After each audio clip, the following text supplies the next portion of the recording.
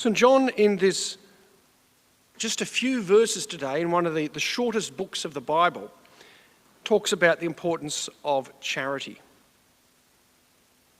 He talks about how the community that he was writing to were providing charity to complete strangers.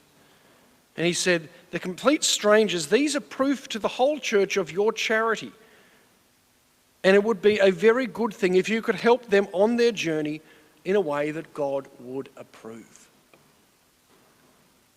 We are part of an incredible church, an incredible community that stretches across this country, that stretches across the world.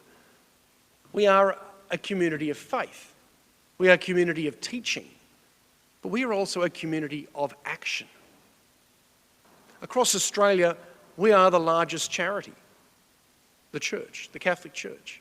Across the world, we are the largest charity across the world. That's still the case.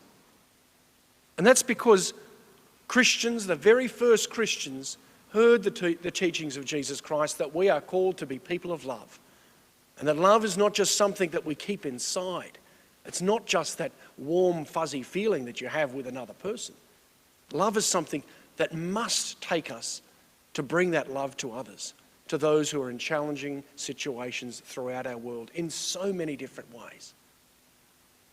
We've had religious orders that have started up because of charity, and you see the work of the church in terms of charity reaching right across this country and right across the world. After the Commonwealth government and the governments of a couple of the states, or 4 of the states in this country, the Catholic Church is the next biggest employer because of the vast charitable work that the church is involved with. We are a force for good in the world. Despite what people say in the media, in this country and in other places, the church is a force for good. Organisations like St. Vincent's and Mater Health, which run our massive hospitals here in this state and in other places around the country. The church's involvement with running nursing homes, things like St. Vincent de Paul Society. These are just a couple. And then you've got on a global level, the church is involved in all sorts of charity as well.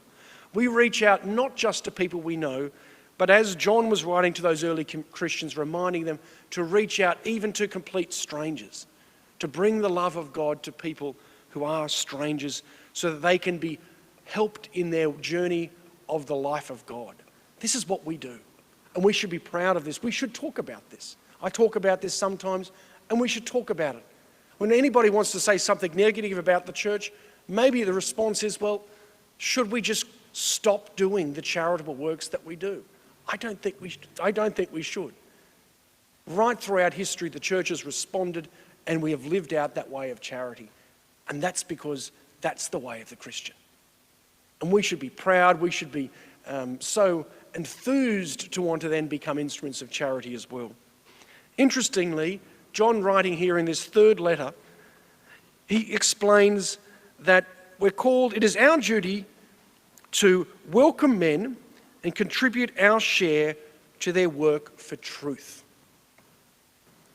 So work for truth. So when we do charity, it's not just a handout.